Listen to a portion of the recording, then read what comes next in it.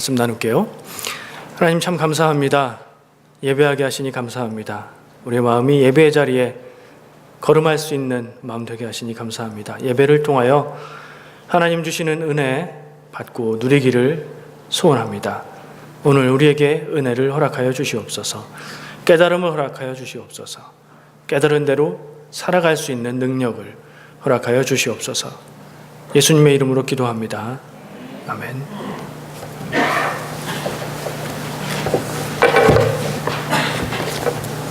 주보에 함께 나눠드린 종이가 있어요. 별로 그런 거 좋아하지 않으시면 그냥 보기만 하셔도 됩니다. 줄거리의 대략을 요약해 놓은 것으로 보시면 되고요. 기록을 좀 남기고 싶고 정리하고 싶으시면 메모하시면서 들으시면 됩니다. 굳이 저를 쳐다보지 않으셔도 괜찮습니다. 메모하시는구나 그렇게 생각할게요. 제목이 많이 들어본 말 같지 않으세요? 얼른 생각 안 나시죠? 이따 끝날 때 알려드릴게요. 논리학이라는 학문이 있어요. 논리. 사람이 생각하는 거예요. 생각을 가지고 이제 학문을 정리하는 건데 연역법이라는 방법이 있습니다. 논리의 방법 중에 기억나시죠? 연역법, 귀납법 이런 거. 그 중에 3단 논법이 있어요. 3단 논법. 1단, 2단, 3단. 세 단계를 거쳐서 얘기한다는 얘기죠. 내용 들으시면 다 기억나실 거예요. 예로 들었던 게 학교 다닐 때 다 배워요. 첫 번째, 두 번째는 우리가 다 알고 있는 사실을 전제로 얘기를 해요. 그리고 나서 그 두 가지를 종합해서 새로운 결론을 내는 거예요. 예를 들어서 얘기하는 게 이거예요. 첫 번째, 모든 사람은 죽는다. 맞죠? 이거 얘기하니까 들어보신 것 같죠? 두 번째, 소크라테스는 사람이다. 이거 다 알고 있는 거잖아요. 그러면 마지막 결론으로 소크라테스는 죽는다. 모든 사람은 죽고 소크라테스가 사람이니까 소크라테스는 죽는 게 말이 되는 거죠. 그래서 이런 논리로 생각하는 방법을 3단 논법이라고 얘기하고 예를 들어요. 아마 서양 사람들한테는 소크라테스가 홍길동 이런 거 같은 건가 봐요. 홍길동은 우리 은행 가서도 볼 수 있고요. 관공서 가서도 볼 수 있는 애매할 때 쓰는 이름이잖아요. 소크라테스를 그렇게 썼어요. 근데 여기다 나를 넣으면 얘기가 좀 달라져요. 느낌이 달라져요. 소크라테스 자리에 나를 한번 넣어서 생각해 보세요. 첫 번째, 모든 사람은 죽는다. 두 번째, 나는 사람이다. 그러면 결론은 나는 죽는다. 새삼스러울 것도 없는 당연한 얘기입니다. 근데 우리는 이걸 잊고 살 때가 있고 잊고 싶을 때가 있고 생각을 잘 안 합니다. 오늘도 제가 교회에 오면서 오려고 했던 시간보다 좀 늦었어요. 길이 막혔어요. 사고가 났더라고요. 그 글래모어 4차선을 2차선을 막아놓고 사고 처리를 하고 있는데 아마 휴일을 즐기러 나가는 길이었겠죠? 사고를 당할 거라고 누가 생각했을까요? 우리도 몰라요. 하나님이 우리에게 시간을 언제까지 허락해 주셨는지 몰라요. 겸손한 마음으로 허락하신 시간 동안 살아야 돼요. 생명으로 태어난다는 것은 사실은 별로 생각하고 싶지는 않지만 반드시 죽을 것이라는 약속과 마찬가지 얘기입니다. 생명은 유한하니까요. 내가 죽는 것, 이 명확한 사실, 이 의심을 할 수 없는 사실을 성경 말씀에도 기록하고 있습니다. 히브리서 9장 27절 말씀. 한 번 죽는 것은 사람에게 정해진 것이요 그 후에는 심판이 있으리니. 바꿀 수 없는 정해진 거래요. 한 번 죽는 건. 사람은 살아있는 존재라는 얘기고요. 태어났다는 거죠. 생명으로 살기에 사람이에요. 근데 아까 얘기했죠. 태어난 것은 죽는 것을 전제로 한다고요. 성경도 그 이야기를 하고 있어요. 다만 그게 끝이 아니라는 얘기를 하고 있죠. 그 후에 심판이 있다. 영어를 쓰는 사람들도 이 죽음의 문제에 대해서는 우리하고 다를 게 없는 것 같더라고요. 제가 영어 공부하러 다니는데 영어 선생님이 이 얘기를 해줬어요. 자기도 영어 교사고 자기 엄마도 영어 교사인데 자기 엄마가 손자한테 얘기하다가 손자한테 지적을 받았다는 거예요. 영어 얘기하는데 무슨 얘기를 했냐면 그 할머니죠. 손자의 할머니가 If I die 그랬다는 거예요. 만약에 내가 죽는다면 뭐 이런 얘기 하려고 그랬겠죠. 그랬더니 손자가 거기서 말을 딱 끊고 if가 아니라 when I die라고 말해야 된다는 거예요. 왜냐하면 죽는 것은 정해진 거니까, 가정, 컨디션, 조건이 아니라 정해진 거니까 언젠가만 정해져 있지 않을 뿐이지. 그게 영어에도 맞고 논리적으로 맞다는 거죠. 그런데 영어 선생님도 그런 실수를 한다는 거예요. 우리도 우리말로 생각할 때 그러잖아요. 내가 만약에 무슨 일이 생기면 이렇게 말하잖아요. 근데 만약이 아니죠. 때를 모를 뿐이죠. 조금 전에 함께 나누었던 히브리서 9장 27절 말씀, 한 번 죽는 것은 사람에게 정해진 것이요 그 후에 심판이 있으리니, 이 말씀을 묵상해 보면, 그냥 한번 듣지 말고 깊이 생각해 보면, 몸은 결국에는 죽을 수밖에 없는 것이고, 그러나 몸이 다가 아니라, 그것이 끝이 아니라 그 후에 심판, 그것이 있어서 영혼에게 영원히 사는 길이 될 수 있다라는 진리를 깨닫게 됩니다. 반대 생각도 할 수 있죠. 몸은 태어나면 죽는데 그 후에 영이 있어서, 영혼이 있어서 영원히 영생의 기회가 심판을 통해서 주어지지만 그 기회에서 영생을 얻지 못할 수도 있다. 이것이 우리가 기억해야 될 바인 것입니다. 오늘 우리가 본문으로 함께 나누고 있는 갈라디아서 말씀 5장 24절 이전에 또 죽음에 대해서 이야기하는 부분이 있습니다. 2장 20절, 내가 그리스도와 함께 십자가에 못 박혔나니. 갈라디아서 역시 사도 바울이 쓴 편지 글이지요. 내가라고 얘기하는 건 자기 자신의 믿음의 고백이에요. 그러니까 우리가 이 말씀을 들으면서 내가 그리스도와 함께 십자가에 못 박혀 죽었다라고 생각하고 고백하고, 그 이전에 사도 바울이 자기 고백으로 이 얘기를 하고 있는 거예요. 갈라디아서 5장 24절, 오늘 본문 말씀의 첫째 구절에는 육체와 함께 그 정욕과 탐심을 십자가에 못 박았느니라. 그러니까 십자가에 뭔가 못 박혔다는 것은 죽는다는 얘기죠. 예수님이 십자가에서 죽으실 때 나도 거기서 같이 죽었다. 2장 20절에서는 그렇게 고백하고요. 5장 24절에서는 거기서 내가 육체가, 내 몸이 죽는데 그 육체와 함께 정욕과 탐심이 죽었다라고 얘기하고 있는 거예요. 우리한테는 어떻게 들립니까? 이 갈라디아서 역시 편지예요. 교회를 향해 쓴 편지, 신앙인들을 향해 쓴 편지인데, 우리한테 사도 바울이 자기는 이렇다라고 고백을 할 때 공감이 되시나요? 아니면 난 모르겠다, 잘 모르겠나요? 십자가에서 예수님이 죽으셨어요. 예수님이 죽으셨지 내가 죽지 않았잖아요. 그 현장에서 물론 좌우에 다른 사람들이 있었어요. 근데 그 사람들이 나는 아니었잖아요. 십자가에서 죽으신 건 예수님인데 왜 사도 바울은 자기가 죽었다고 고백하고 있고, 자기의 육체와 함께 정욕과 탐심도 죽었다고, 십자가에 못 박았다고 그렇게 고백할까요? 십자가에 못 박히는 것은 죽음을 뜻합니다.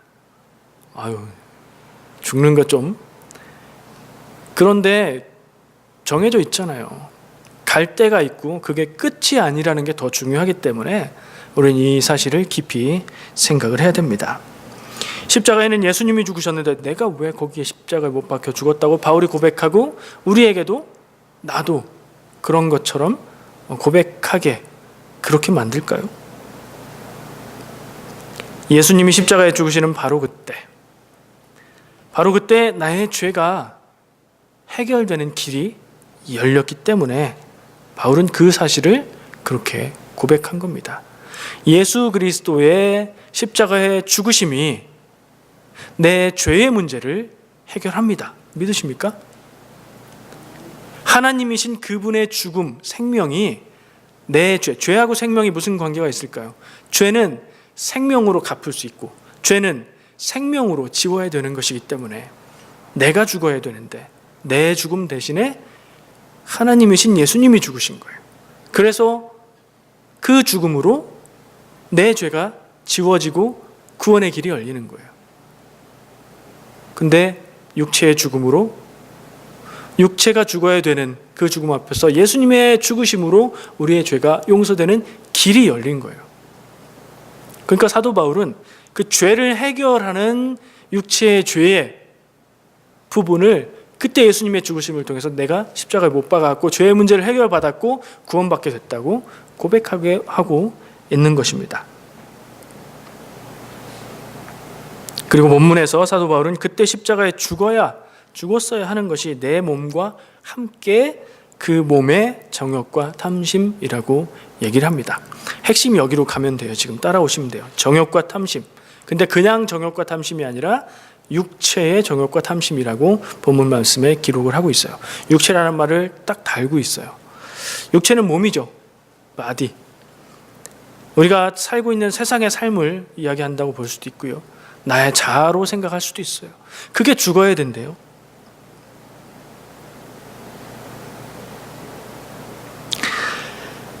딱 세 절이에요. 24절, 25절, 26절 세 절인데 26절은 또 다른 얘기예요. 근데 두 절에 걸쳐서 길지도 않고 짧은 문장을 통해서 굉장히 많은 주제를, 그것도 너무너무 중요한 주제를 얘기하고 있습니다. 그걸 요약해 보면 이래요. 제가 요약을 해봤어요. 네 가지로 정리가 되더라고요. 첫 번째, 그리스도 예수의 사람이라고 딱 단서를 달아요. 그리스도 예수의 사람은 이래야 된다라고 얘기를 하는 걸 봐선 우리를 향해서 그리스도 예수의 사람이다라는 걸 전제로, 혹은 그리스도 예수의 사람이 되라라는 겉면으로 들립니다. 그리스도 예수의 사람은 누구일까요? 어떤 사람일까요? 그리스도 예수를 아는 사람이요? 예수님에 대해서 아는 사람이요? 예수님을 좋아하는 사람이요? 예수님을 존경하는 사람이요? 예수님하고 친한 사람도 아닙니다. 예수님께 소속된 사람입니다. 예수님께 소속됐다는 것은 예수님의 입장으로 뒤집어 말하면 예수님의 소유가 된 예수님의 것인 사람들이에요. 사도 바울은 성도를 향해서, 교회에서 구원받은 성도를 향해서 예수 그리스도, 그리스도 예수의 사람, 즉 예수님에게 속한, 예수님의 소유가 된 사람이어야 된다라는 것을 설명도 없이 전제로 던지고 있습니다. 우리가 스스로 질문할 필요가 있습니다. 나는 진정 그리스도 예수의 사람인가? 내가 예수님에게 소속되어 있고 예수님의 소유가 되어 있나? 예수님의 소유가 된 사람이 사람의 소유가 되면 종이잖아요. 종, 노예. 자기 의지로 사는 것이 아니라 주인의 의지로 사는, 그런 의미에서 우리가 하나님의 종, 예수 그리스도의 종이라고 표현을 하는 거예요. 그런 종으로 살고 있는가? 우리의 삶을 돌아보면서 스스로 질문해 볼 필요가 있습니다. 두 번째 주제로 제가 뽑은 건 정욕과 탐심입니다. 중요한 단어 같아서 제가 한글 성경도 여러 번역으로 읽어봤고요. 영어 성경도 봤고, 이건 좀 더 봐야 되겠다 해서 원어로 봤어요. 성경의, 신약 성경의 원어는 뭐죠? 어떤 말로 써졌죠? 그리스어, 히라보라고도 얘기하고, 영어로는 그릭이라고 얘기하는 그리스어, 성서 히라보로 써졌어요. 그 단어에서 얘기하는 정욕과 탐심은, 정욕은 파테마신이라는 단어로 써져 있어요. 끝에 말의 꼬리는 조금씩 변해요. 그래서 파테마라는 단어가 그 어근인데, 패션이라는 단어와 같아요. 영어에서. 그리고 영어 성경에서 역시 패션이라고 번역이 되어 있어요. 정욕인데, 육체의 정욕인데 우리가 떠오르는 어떤 느낌이 있는데 패션? 그러면 조금 다른 느낌이 들어요. 패션은 두 가지 뜻을 가지고 있더라고요. 열정이라는 뜻과 순환, 고난이라는 뜻이 있어요. Passion of the Christ 그러면 예수님의 고난, 순환이라는 뜻이 되고요. 또 다른 용법으로 패션 얘기하면 열정이에요. 열정은 뭐죠? 열심히 하려는 마음이죠. 이 성경의 말씀에 육체의 정욕이라고 볼 수 있는 그 부분은 우리가 흔히 쉽게 떠올리는 육체의 정욕, 그거하고 조금 다른 것 같아요. 원어 말씀을 보니까, 단어를 보니까 뭐라고 표현해야 될까요? 열심히 하려는 마음인데 그게 부정적인 의미로 쓰인다면 어떤 뜻으로 생각할 수 있죠? 과하게 열심인 마음, 또는 가야 될 방향이 아닌 다른 방향으로 열심인 마음, 그런 뜻으로 해석이 될 수 있을 것 같아요. 하나님 안에서 딱 맞는 필요 이상으로 과하게 열심을 내고 있다. 혹은 하나님의 뜻이 아닌 다른 방향으로 열심을 내고 있다. 이런 뜻으로 우리가 정욕을 생각할 수 있을 것 같습니다. 그리고 탐심이라는 단어 역시 한자 말이지만 우리말이에요. 쉽게 이해되죠. 욕심이라는 거하고 통하죠. 근데 원어 단어를 보면 이게 또 에피디미아라는 단어래요. 영어 단어로 desire. 원하는 거예요. 그냥 갈망하고 원하고 그런 거예요. 마음속에 원함. 근데 거기에 육체가 붙었어요. 육체의 원함이에요. 느낌이 다르죠. 몸이 원하는 것. 뭐예요? 피곤하면 몸은 자기를 원하죠. 배가 고프면 먹기를 원하죠. 근본적으로 따져보면 이건 몸의 본능하고도 가까운 의미를 가지고 있는 것 같아요. 몸의 본능은 무엇을 위한 거예요? 살기 위한 거예요. 사람으로서 혹은 다른 동물들도 다 가지고 있는 생명으로서 살기 위한 생명 유지 시스템 같은 거예요. 육체의 본능은. 하나님이 주신 거예요. 그래서 악한 거라고 볼 수 없어요. 그러나 그게 또 과해지고 적절치 않으면 악한 죄의 방향으로 가게 돼요. 사람이 피곤하면 피곤을 풀 만큼 자면 되고 배고프면 건강할 만큼만 먹으면 되는데 사람의 마음과 욕심은 그 이상을 원해요. 그래서 맛있는 음식을 더 먹고 싶어 하고요. 좀 더 좋은 것을 먹고 싶어 하고요. 근데 그러면 결과는 어떻게 되죠? 몸의 건강을 해쳐요. 그러니까 이 몸의 본능은 몸의 생명을 유지하기 위한 장치지만 그 이상을 넘어가서 계속해서 오작동을 하면 몸을 해치는 결과를 낳아요. 아마 이 육체의 탐심이라는 부분은 이런 부분과 관련이 돼서 우리 몸이 원하는 육체에 한정된 그런 본능에 충실한 삶, 그것이 과하게 넘치는 것, 그리고 좀 더 확대해서 생각하면 거기서 나오는 이기심, 나만 원하는 마음, 나만 잘 되고 나만 좋고 싶은 마음, 요거까지 확대할 수 있을 것 같아요. 그러면 정욕과 탐심이 좀 어렵고 복잡하고 헷갈리기도 하지만 정리가 됐습니다. 정욕은 한마디로 얘기하면 과하게 열심인 것, 탐심은 육체의 본능에만 충실하고 확대돼서 이기심에 빠져 있는 것. 사도 바울은 이것을 십자가에 못 박았다라고 얘기하고 있어요.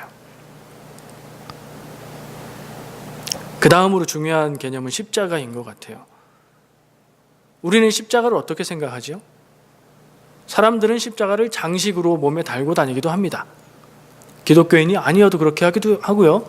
내 신앙의 표현으로 장식으로 쓰기도 해요. 교회에서 이미 십자가는 구원의 상징이 되었기 때문에 십자가를 부정적으로 보지 않아요. 근데 원래 십자가는 뭐였죠? 사형 틀이었죠. 죄인을 처형하기 위한 사형 틀이었어요. 십자가는 영광하고 관계가 없어요. 성경에도 나무에 달린 자는 저주를 받은 것이다 라고 표현을 하고 있거든요. 십자가에는 영광만 있는 게 아니에요. 예수님의 부활이 있기 전에 십자가의 죽음이 고난이 있었듯이 십자가는 치욕스러운 것이고 고난을 상징하고 죽음을 의미하는 거예요. 죽음과 끝, 패배의 상징이 될 수밖에 없어요. 상식적으로는. 그런 십자가가 우리에게는 승리와 죄 용서, 구원의 통로가 됩니다. 바로 예수님의 그 저주 같은 십자가 죽으심이 우리에게는 생명의 길이 되기 때문입니다. 우리의 죄가 십자가의 죽음으로 우리의 영이 살게 되는 역설의 진리를 보여주는 것이 바로 십자가입니다. 너무너무 중요하고요. 눈에 보이는 형상으로 구원의 진리를 표현해주고 있는 그런 상징이기도 합니다. 마지막으로 제가 꼽아본 것은 이 두 절 중에 중요한 개념과 단어라고 꼽아본 것은 성령으로 사는 것이에요. 사도 바울은 25절에 성령으로 사는 것에 대한 얘기를 해요. 24절에는 뭐 얘기하죠? 죽음 얘기를 하고 있는 거예요. 십자가에 내 육체가 죽었어. 그리고 그와 함께 그 육체의 정욕과 탐심, 아까 말씀드린 그것도 죽어 없어졌어.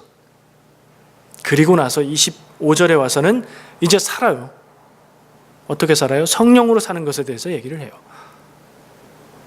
그래서 그리스도인의 사는 삶의 길은 육체의 정욕과 탐심은 죽고 성령으로 사는 것이라고 얘기를 하고 있는 거죠.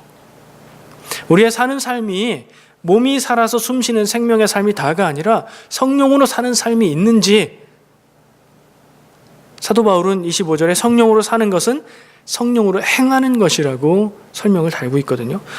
아주 간단한 한 문장이지만 너무나 행하기 어려운 일이기도 하고 너무나 중요한 일이기도 합니다. 성령으로 사는 것은 성령으로 행하는 것. 우리가 무엇을 하는데 성령으로 한다. 무슨 말이죠? 설명을 보태면 성령의 뜻대로 한다는 얘기가 되겠죠.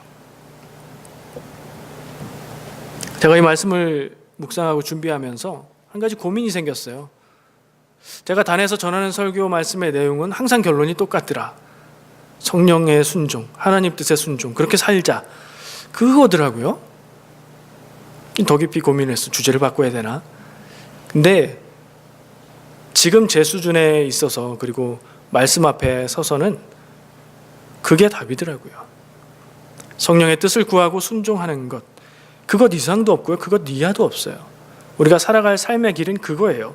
우리 삶의 고민들이 성령님의 뜻을 구하고 순종하는 것으로 해결돼요. 지난주에 말씀드렸죠. 고민할 걸 고민하고 기도할 걸 기도해야지, 기도할 걸 고민하고 고민할 걸 기도하면 이게 혼란이 생긴다고요.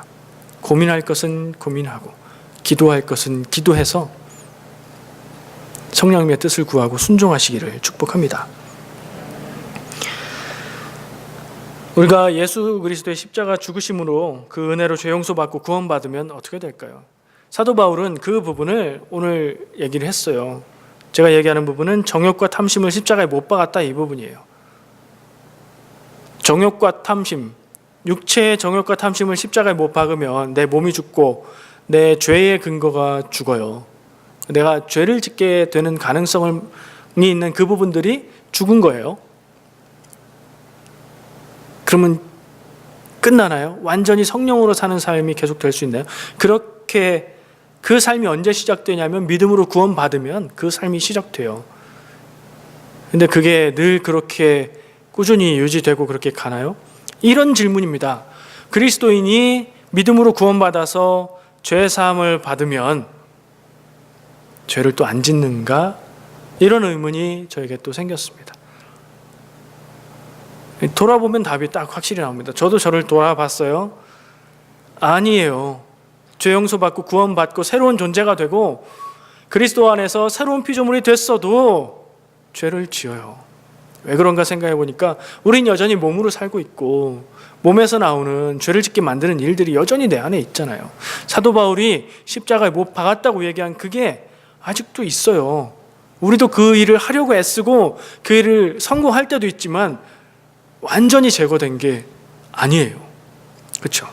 그래서 그래요. 성경 어딜 봐도 예수 그리스도의 십자가 보혈의 공로로 죄 용서받고 구원받으면 그 이상 죄 짓지 않는다, 죄에서 멀어진다, 자유하고 해방된다라고 얘기하지 않아요. 그렇게 얘기했던 이단들이 있었어요. 그렇게 얘기하면 이단이에요. 아니에요. 우리는 죄를 짓습니다. 제가 세차를 하는데요.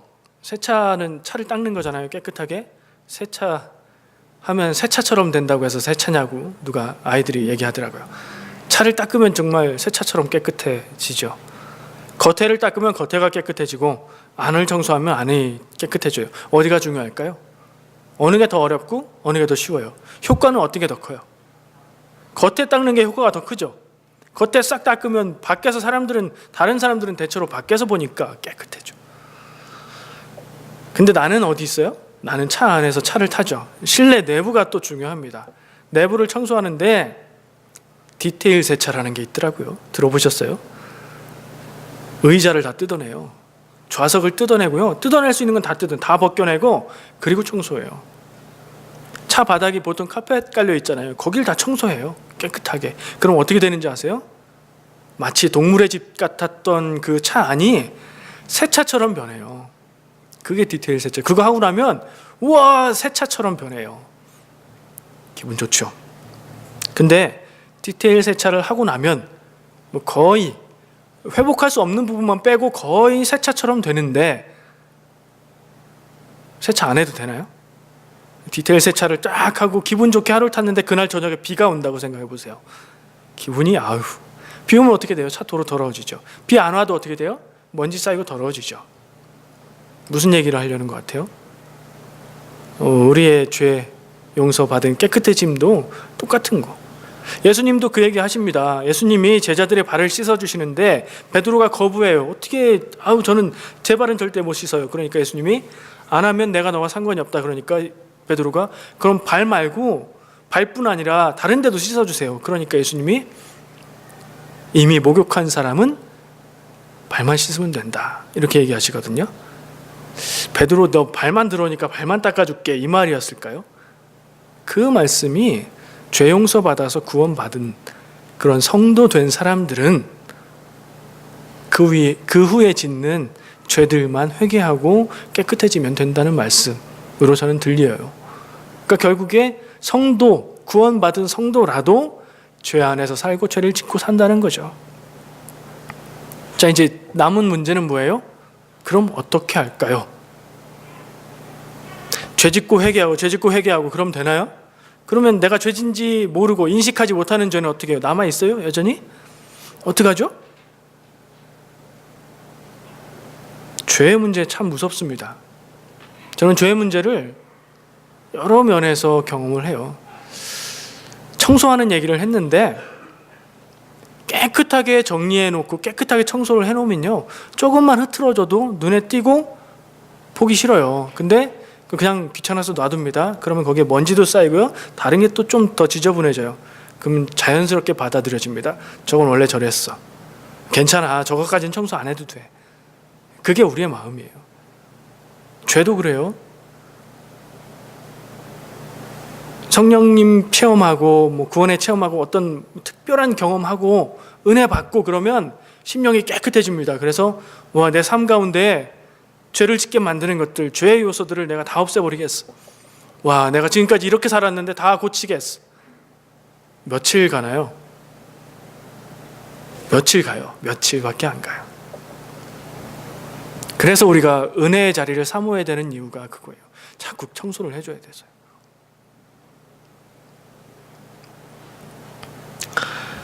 오늘 말씀에 저는 그 열쇠가 있다고 봅니다. 딱 두 구절만 봤어요. 저는 그 24, 25, 26절은 그냥 알아서 읽으세요. 24, 25절만 봤어요. 거기에 답이 있어요. 24절은 못 박았다. 25절은 이렇게 살라잖아요. 어떻게 살래요? 죄 용서에 집착해서 회개하면서 자기 삶을 돌아보면서 죄 안 지으려고 애쓰면서 살래요? 성령으로 살라죠. 성령으로 행하라고 하죠. 이게 저런 것 같아요. 어린 아이들이 위험한 행동을 좋아서 하려고 하면 그거 안 돼, 그거 하면 안 돼, 그거 하지 마라고 했을 때는 더 하려고 하고 떼쓰잖아요. 근데 그걸 안 하게 안전하게 하는 방법이 뭐가 있죠? 더 재밌고 더 주의를 끌 수 있는 걸 이렇게 보여주거나 얘기해주면 되죠. 죄를 안 지으려고 애쓰는 게 중요한 게 아니에요. 죄를 지을 수밖에 없는 존재라는 걸 인정하고 물론 죄에서 멀어지려는 노력을 해야겠죠. 죄에 집착하지 말고요. 성령으로 사는 것에 우리가 집중해야 되지 않을까요? 죄에 집착하는 건 나에게 초점을 맞추는 거예요. 사람, 유한한 존재, 죄 지을 수밖에 없는 부족한 존재인 나에게 초점을 맞추는 거예요. 거기엔 답이 없어요. 깨끗해질 수가 없어요. 아무리 노력을 해도. 우리의 노력으로 구원받습니까? 우리의 노력으로 우리의 죄가 없어집니까? 아니고요. 하나님의 은혜로 구원받고 죄사함 받잖아요. 성령님의 뜻을 구하고 거기에 순종하려는 노력이 바로 그리스도인 된 삶의 열쇠라고 믿고 고백합니다. 에베소서 5장 18절 F518 이렇게 외우세요. 이거 많이 들어본 말씀이에요. 술 취하지 말라 이는 방탕한 것이니 오직 성령으로 충만함을 받으라. 이게 술 마시지 말라는 말씀일까요? 왜 앞에 초점을 맞추세요? 뒤에 초점을 맞춰요. 성령으로 충만함을 받으라. 꼭 집어서 술 얘기만 하는 걸까요? 육체의 즐거움을 주는 세상에서 우리가 추구할 수 있는 가치들 얘기 아닐까요? 거기에 초점 맞추지 말고 그걸 추구하지 말고 성령을 따라 살라는 말씀으로 들을 수 있습니다. 술 마시면 죄다. 그게 아니라 세상의 일에 죄의 일에 취해 살지 말고 성령을 따라서 사는 것이 성도의 삶이다 라는 말씀이죠. 오늘 읽은 본문이 5장 24절이에요. 그리고 그 바로 앞에 어떤 말씀이 나오는지 아세요? 성령의 열매, 성령의 9가지 열매, 그 말씀이 나와요. 그러니까 이 말씀은 결국에 성령 얘기를 할 수밖에 없는 말씀이에요. 성령 얘기를 하고 우리의 삶에 성령의 열매가 있어야 된다. 여러분들의 삶에 성령의 열매가 있기를 축복한다 하면서 이 얘기를 하는 거예요. 성령 얘기예요. 초점이 거기로 갈 수밖에 없는 거죠. 성령으로 살고 성령으로 행하는 것. 한국교회에서는 그걸 뭐라고 표현하죠? 성령 들어가는 4글자. 성령이 꽉 찼다는 뜻. 성령 충만. 저는 이 단어가 무서워요. 저희 어머니가 늘 이렇게 불러요. 이 목사 부르면서 성령 충만한가? 이렇게 물어요. 저한테 성령 충만하기를 위해서 늘 기도하신대요.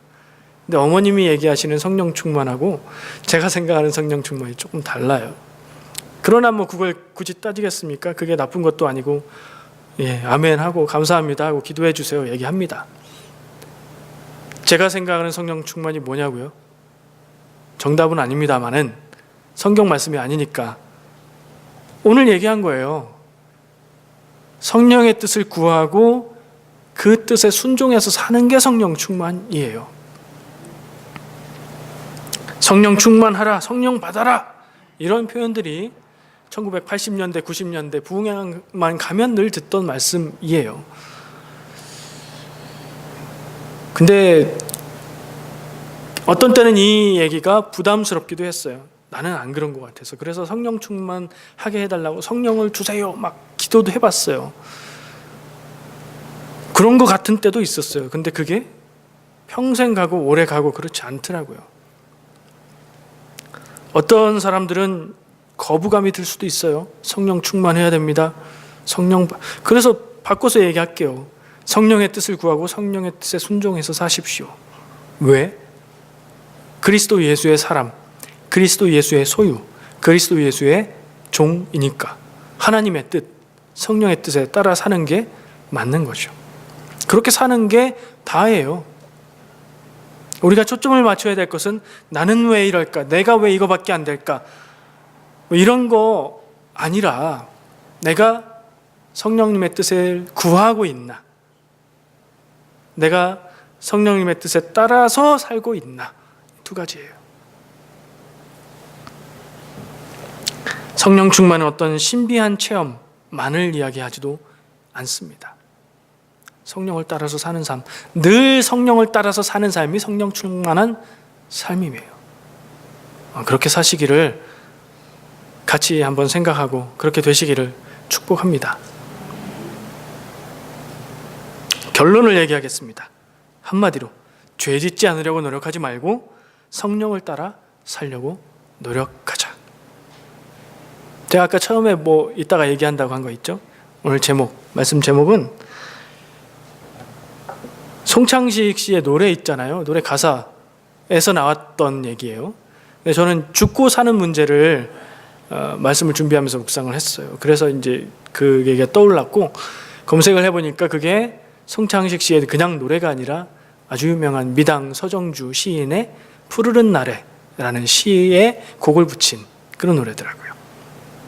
내가 죽고서 네가 산다면 죽는 건 뭐고요? 사는 건 뭘까요? 이게 잘 사는 게 무엇일까? 그리스도인으로서 이런 질문이 되시길 바랍니다. 기도하겠습니다.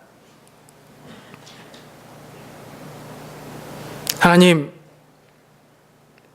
나는 하나님의 자녀, 하나님이 자녀 삼으신 하나님의 소유된 백성입니다.